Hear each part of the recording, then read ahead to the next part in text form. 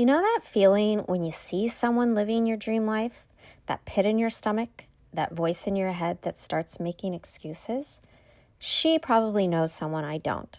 She has connections I don't have. She got lucky. She's saying it better than I do. I was spiraling hard, and here's what that spiral cost me. I spent hours analyzing content instead of creating my own. I questioned every post, every pitch, every speaking opportunity. I was making decisions based on what she was doing instead of what my business needs. Welcome to the Manifest and Chill podcast. I'm your host, Tracy Ftacek, where we dive in each week to chat about how high-achieving women can release the need to be perfect and find peace, drop the hustle without giving up their ambitions, and manifest the life they truly desire.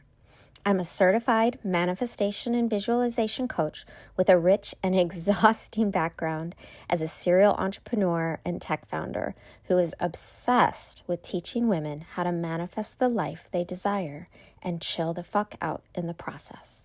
Let's dive in. Well, hello, my beautiful friends.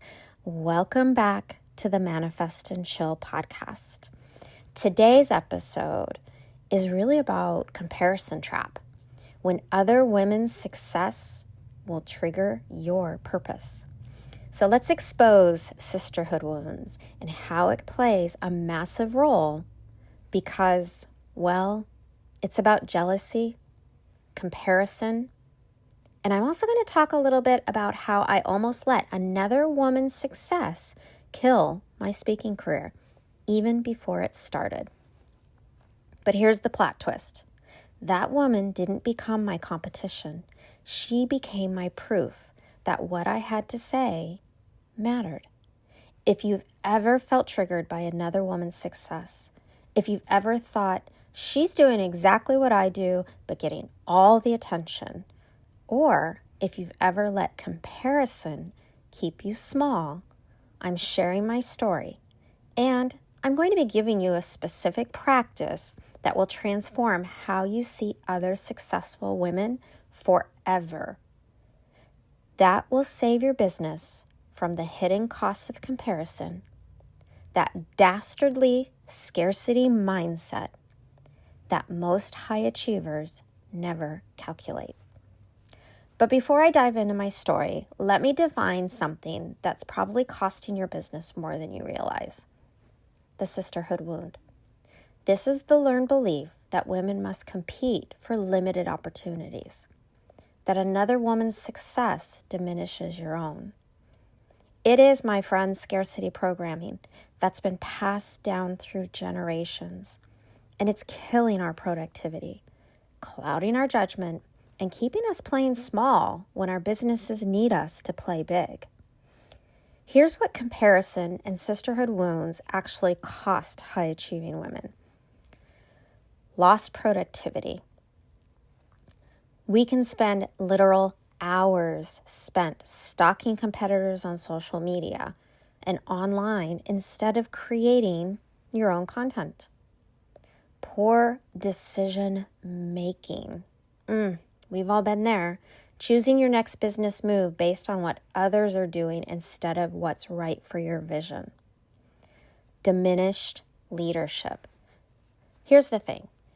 As a powerful and high-achieving woman, you cannot lead authentically when you're constantly comparing yourself to others. Burnout acceleration.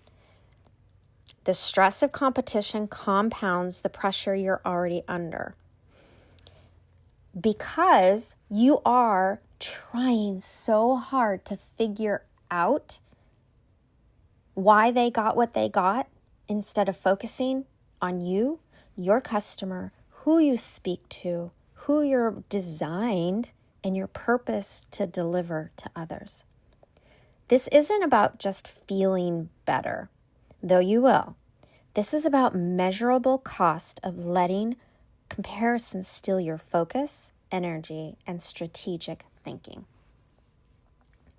My story, I'm launching my career as a keynote speaker. I've got my message dialed in. I know what I want to say from stages. I'm ready to share my story with the world. Then I see her. This woman is absolutely blowing up on social media. Thousands of followers, viral posts, speaking opportunities rolling in. And she's saying the exact same things I say from stage. I mean, word for word, concept for concept. It's like she's reading my keynote script and turning it into Instagram posts. My first thought, what the fuck? She stole my message.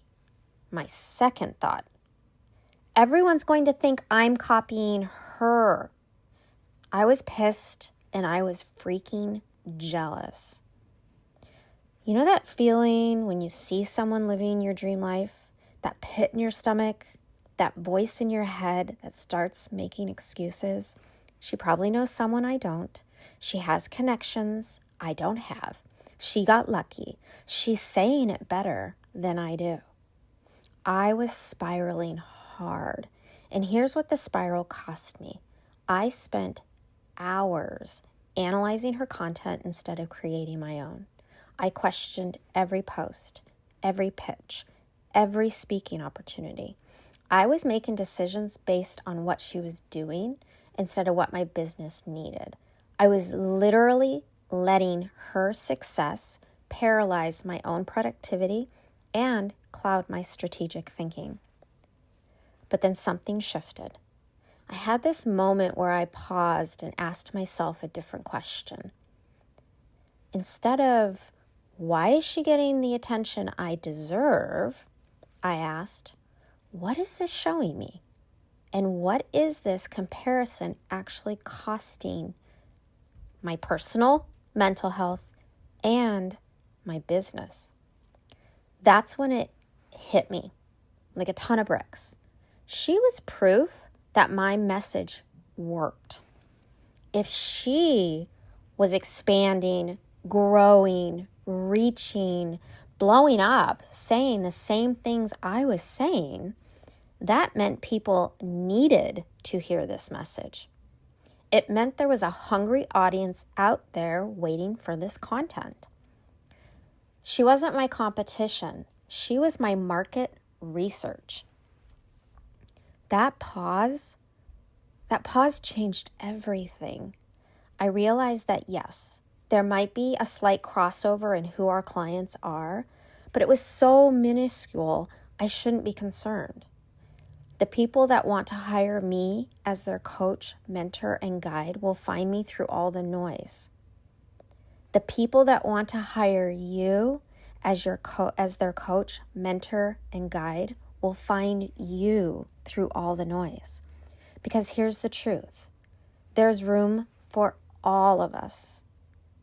The universe has given you a divine purpose. And what belongs to you, the universe will not let pass by simply because of one other human being. This is where we all need to adopt a shift. The women who need your specific voice, your specific story, your specific way of delivering the message, they'll find you. And the women who need theirs, hers, will find her. My friends, we're not competing for the same slice of pie. We're both making the pie bigger. And there's a return on investment of healing that happens. So instead of staying stuck in jealousy, take the action from abundance, and the return on investment will be immediate. Regain focus. Instead of spending hours analyzing her content, I redirected that energy into creating my own. And if you've been following me on Instagram for a while, you can see a difference between where I was pre and where I am today. My Instagram page is in the show notes. Feel free to click on it, pop over, take a look on your own, and send me a DM. I would love to chat with you about this. I started making better choices based on my vision, not reactive competition. It's called better strategic decisions. In true businessship and leadership, we need to focus on ourselves. Sure, we pay attention to our competition, but we don't want to duplicate our competition. We want to be disruptive, innovative, find ways to uniquely express in your voice. I can assure you, my friends, that's the difference between a 6-figure business to a 7-figure business. If you're not seeing the flow of sales coming through your door, it's simply because you're spending too much time on things you shouldn't. And this right here, this podcast episode, could be a call out for you to recognize. Enhanced leadership, another beautiful return on investment or ROI of healing this wound. Your authentic confidence will start attracting your ideal clients because it wasn't trying to be someone else. Even when I work one-to-one with my clients in private coaching, which currently I am taking private clients at this point in time, drop into the show notes, send me a message inquiring. It is more about finding the authentic confidence and authentic voice than they're spent on true business strategy. Oh, don't get me wrong. Business strategy is in there. We're going to be going through your systems or helping to create new systems that streamline for you. But it's about building something that you can be proud of every step of the way.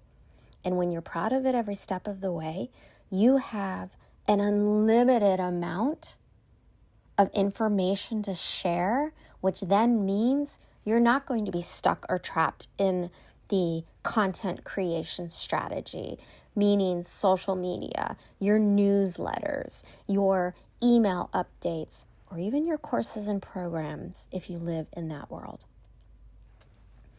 And then sustainable success.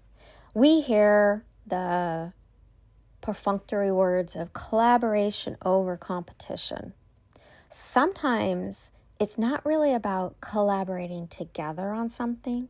It's understanding the place of competition and how once you get out of scarcity mindset, this will prevent the burnout that you can be headed towards.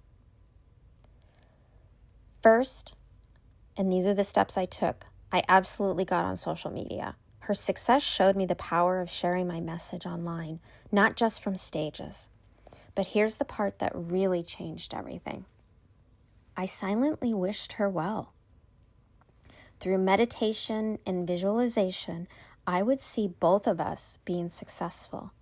I would picture her thriving in her lane while I thrived in mine.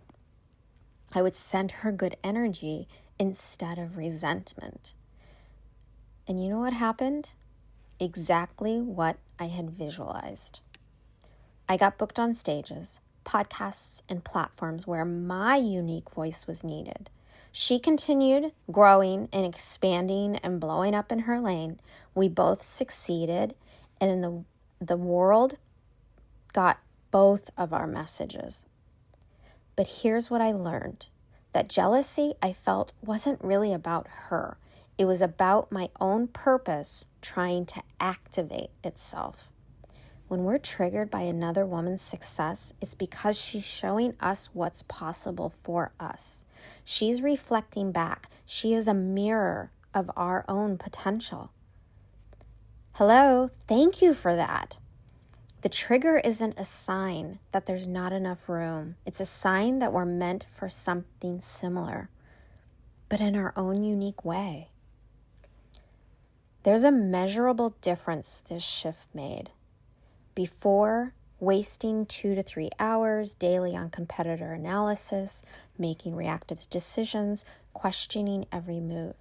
I even, with my previous companies, would ask members of my team to research other companies and what they were doing, to learn from them, which was only leading to frustration on the back end because it's like, we're doing that already. It signified, keep doing what we're doing. Just do it louder. The after, channeling that energy into content creation, strategic planning, and authentic leadership. The women I know who are most successful in business, they're the ones who celebrate other women's wins the loudest because they understand that another woman's success doesn't diminish her own. It expands what's possible for everyone. So here's the practice I want you to try this week. I call it comparison transformation technique. So get your journal and pencil ready or pen and let's get going.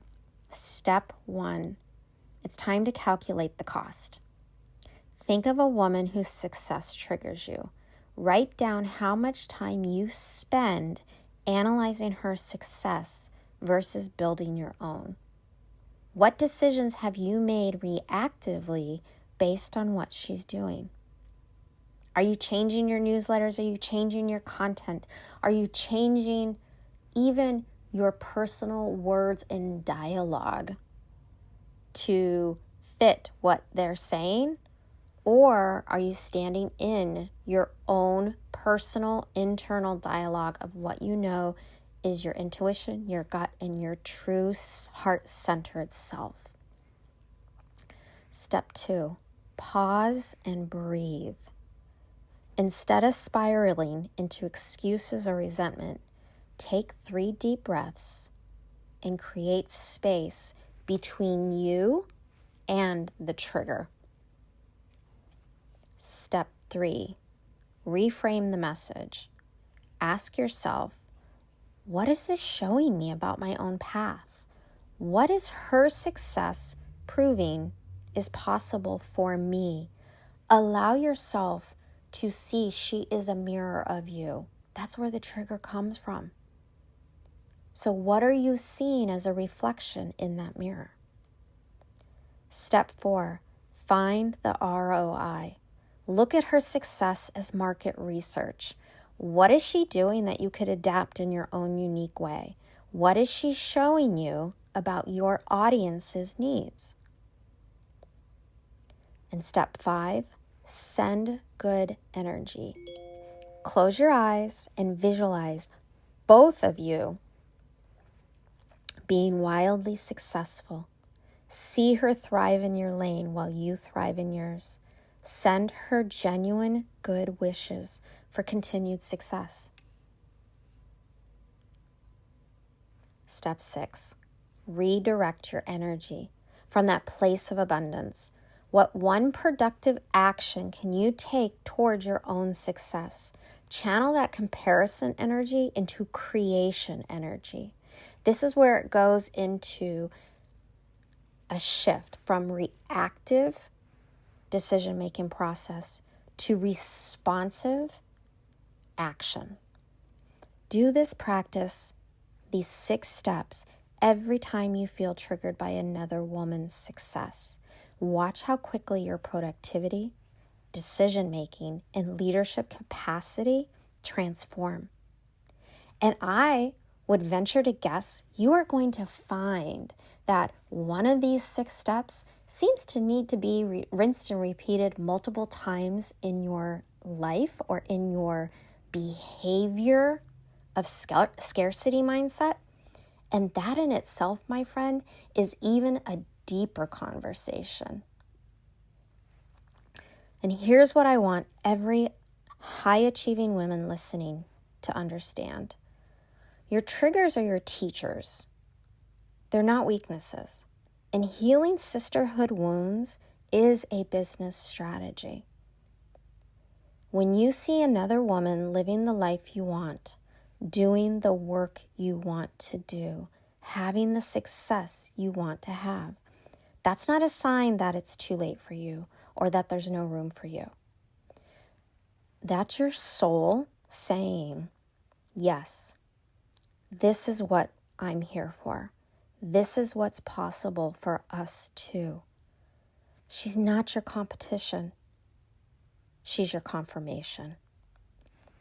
So instead of letting comparison keep you small, allow scarcity mindset, let it expand you. Instead of seeing another successful woman as threats, see them as proof that what you want is not only possible, it's needed. The world doesn't need fewer women succeeding. It needs more women supporting each other's success. Your voice matters. Your message matters. Your success matters. And there's room for all of us. Next month, I'm going to be diving into something that's probably keeping you from that success more than any external competition. It's called perfectionism, my friend. October is going to be all about giving yourself permission to pause your perfectionism and launch imperfectly. Because the world needs your message more than it needs your message to be perfect. I'm going to say that again. The world needs your message more than it needs your message to be perfect. Until then, remember, you have permission to pause before spiraling into comparison. You have permission to see other women's success as proof of what's possible for you. You have permission to wish them well while you create your own success. That's not just good karma. That's good business strategy. We'll talk soon, my beautiful humans. And if you want to explore more of Scarcity Block Breakthroughs, head to my website. The link's in the show notes. That'll take you to a 21-day program that will set you up to start breaking those scarcity blocks every day for 21 days straight. And you'll come out a completely different person on the other side. If you've enjoyed this episode of Manifest and Chill, I would be incredibly grateful if you would leave me a review. Drop me some notes in the DMs on Instagram for us to connect and let me know what resonated with you. I love having conversations with other beautiful humans that are listening to this podcast. Until then, I will see you next week.